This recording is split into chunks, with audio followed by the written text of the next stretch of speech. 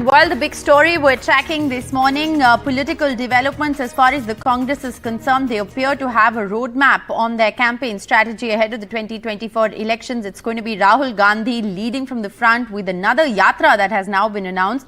So ahead of the 2024 elections, after the Bharat Jodo Yatra, now it is going to be the Congress's Bharat Nyay Yatra. This is a yatra that Rahul Gandhi is going to embark upon from Manipur to Maharashtra. It's a bus yatra with pockets of the yatra that are going to be covered on foot. The yatra will crisscross across 14 states. It will begin from the 14th of January up until the 30th of March. Interestingly, Rahul Gandhi, who was widely criticized for skipping Hindi heartland states, this time will be crossing through Uttar Pradesh, Madhya Pradesh, Rajasthan and Gujarat, among others. So it's going to be very interesting to see how this yatra pans out. Joining me on the broadcast, Sunil Prabhu. He is going to, of course, put in perspective the Congress's action plan. We also have Ratnadeep joining us. Remember, the yatra is called, quote-unquote, Bharat Nyay and is beginning from Manipur. A strong message being sent out there as well. Before we go to them, let's just listen in to what KC Venugopal said.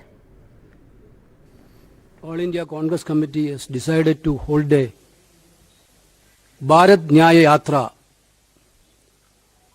from January 14 to March 20th from Manipur to Mumbai.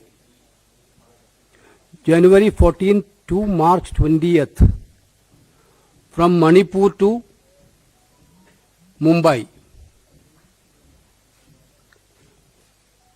We had done a Rahul Gandhi led a yatra from Kanyakumari to Kashmir, traveling 4,500 kilometers. Let's go right across to Sunil Prabhu. So, Sunil, what is the plan of action as far as the Congress party is concerned? It is a Yatra 2.0, this time being called Bharat Nyay. Can this be looked at as, the Congress announcing its campaign plan ahead of 2024? Definitely. This is an election campaign. This is, as you rightly pointed out, it is something that is being attempted to touch the ground growing in terms of how they want this entire exercise to be done, to reconnect with the people. Slightly different because it's going to go through trouble-prone states. It's starting very intentionally with Manipur, where you have seen nobody likes to talk about it publicly, but that's the reason why they're starting it off with Bharat Nyay and will ending in Mumbai on the 20th of March. Just in time when the announcement of elections will be in the first week of March. So it's definitely in that backdrop that, the intention of the Congress party to reconnect with the people, especially in the Hindi heartland, where it hasn't done really well. 14 states, 85 districts from Manipur to Meghalaya to Assam, right down to West Bengal, then Bihar, Orissa, Chhattisgarh, and then carries on to Uttar Pradesh, Rajasthan, Madhya Pradesh, Gujarat, as well as Maharashtra. So definitely an attempt, and this is, of course, with the endorsement of the Congress Working Committee, who would urge him to take on this East to West Yatra. The Congress believes this will give them dividends in these states, because one of the big factors that the Congress has found in its dismal performance is that it hasn't been able to reconnect with the people, and this is another attempt to doing so. The Kanyakumari to Kashmir did pay dividends. We did see Karnataka win, but subsequently it wasn't able to follow it up in the Hindi heartland, where it lost miserably.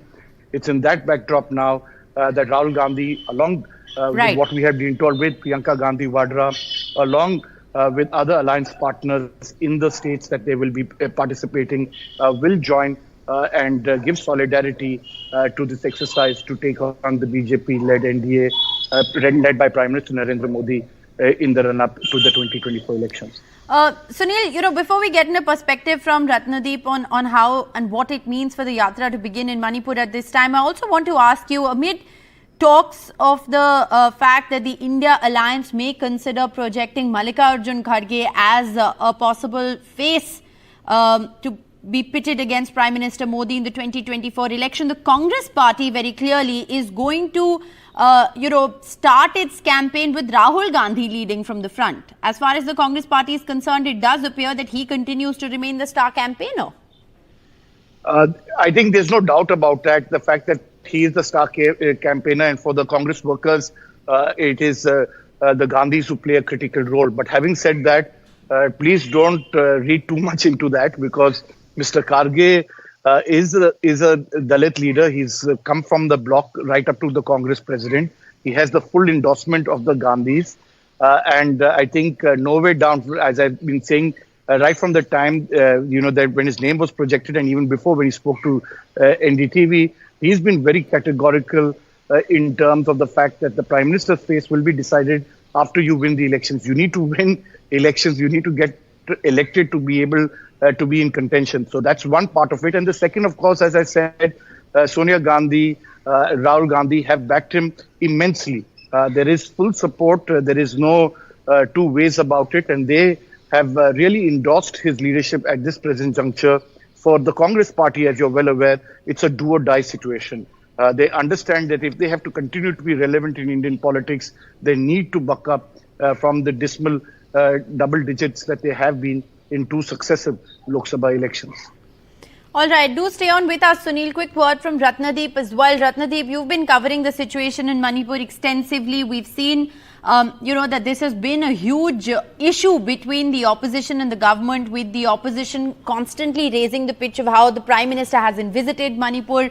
Deadlock in the last session of Parliament with the opposition demanding a discussion on Manipur. So the fact that Manipur has become a poll issue, we saw that it didn't, however, change the fate of the elections in the 5 states that just saw polls. But it's interesting to see that the Bharat Nyay Yatra, as it is being called, is going to be beginning from Manipur. How do you see this playing out?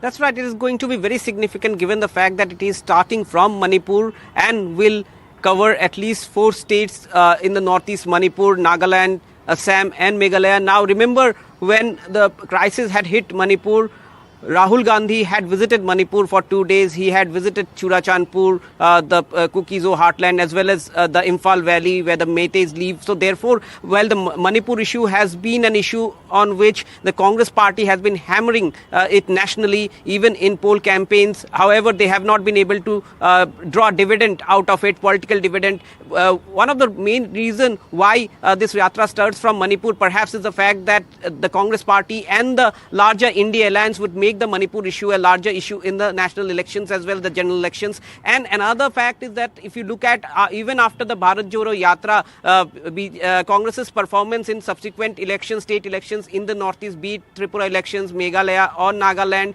or the recently held Mizoram elections, the Congress performance has been dismal. And therefore, looking at the 2024 general elections, the 25 Lok Sabha seats in northeast is very crucial, not only for the BJP, which has a strong presence now in the northeast along with its allies, but Congress also needs numbers in the parliament, and if it wants to win more seats, it has to get its ground back in terms of northeast. Before 2014, when Prime Minister Modi came to power, Congress was seen as a formidable political force in the northeast, but now it is not in power in any of the states. It has been doing very bad in state polls, and therefore this yatra starting from Manipur, covering states like Assam, Meghalaya and Nagaland, perhaps is a way through which Congress wants to regain its political ground in the northeast ahead of 2024 general elections.